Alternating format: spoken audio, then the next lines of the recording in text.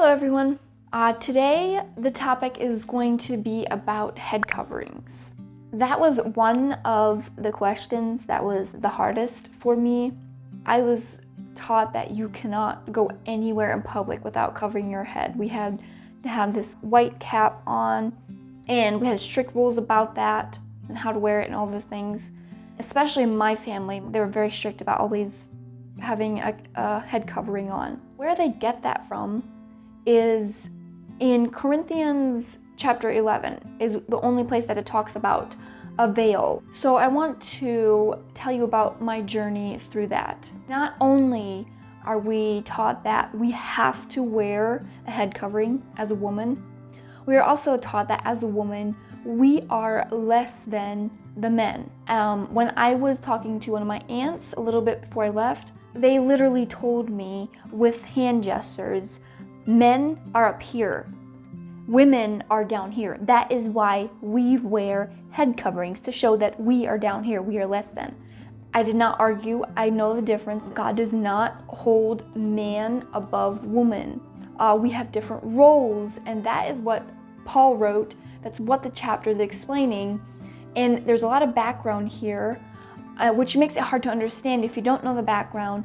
And the Bible, it talks about what happened in that day. It doesn't explain the entire background and culture of that time. The Amish don't have any way of investigating and finding out what the culture was like in that time. They don't have any resources to give them the meaning, the different words to describe whatever the Bible is talking about. They don't have any other resources. Also, they take the Bible as a book of rules, just a book of rules that you have to read. So I want to tell you about my journey of how I dealt with that. First of all, it was very important for me as a woman in my family to wear a head covering. Now, when Paul writes about this topic, the culture at that time was getting mixed up, and the church that he was writing to in Corinth, they were getting mixed up with the traditions and what is of God. It's the same problem as we have nowadays, not just in the Amish, but in many religions, where you get it mixed up and you hold the traditions and rules more important than what God asks of you. And it doesn't mean that culture is bad. Like nowadays, we wear a certain type of clothing, certain styles. Another example is the wedding ring. The wedding ring in this culture shows that you are married, you're in submission to your husband, right? But in that culture, it was a veil, a head covering, which Paul calls it a veil. They did that as a symbol of their in submission to their husband. Now, it doesn't mean that the woman is less than, so please don't get that wrong. It means that the woman plays a different role. In the order of nature that God created, women are created to have a different role. It never means that it's less than. It just means it's different from the men. That's not what the Amish teach, but that is what the Bible teaches. So Paul is not telling them that they can't wear their head coverings. It was tradition, culture in that church. And he wasn't telling them to change it. He was just trying to tell them about the order of nature. Naturally, a woman's hair grows longer, and it's a sign of her role as a woman. And naturally, a man's hair grows shorter, which is a symbol of his role in the divine order of nature that God created. In that day, women who were prostitutes shaved their heads. And it says that if a woman doesn't cover her head, it is the same as if she is a prostitute, if your head was shaved. Because of the symbol of the woman is in submission to her husband, and as a symbol of that, she has her long hair or her veil in that culture. And we have to remember that he was speaking to this culture, this church specifically.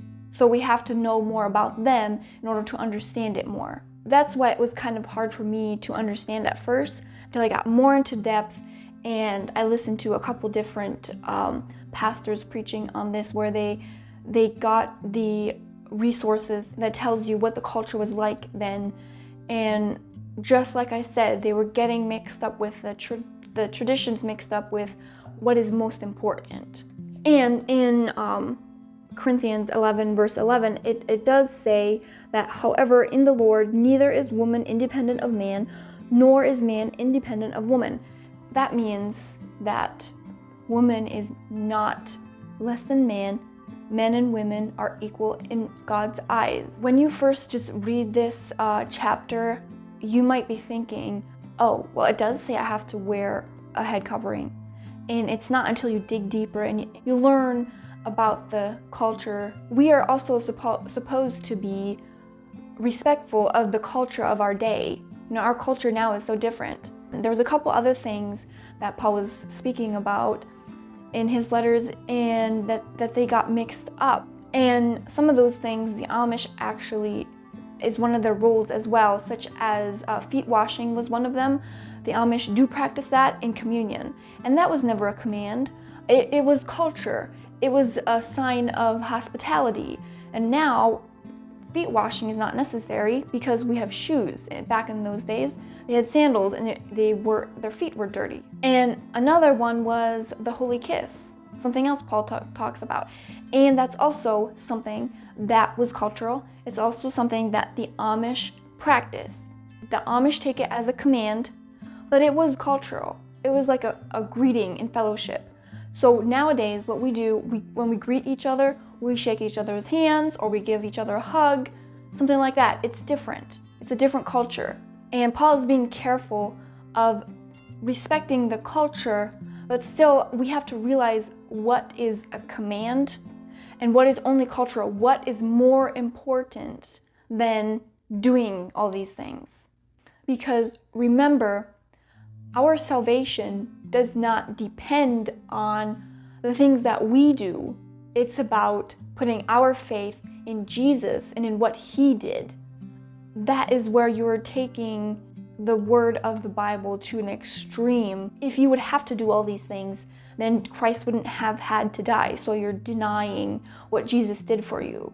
Just make sure that you know what is more important. In Romans chapter 7, verse 6, it says, "But now we have been released from the law, having died to that by which we were bound, so that we serve in newness of the Spirit and not in oldness of the letter."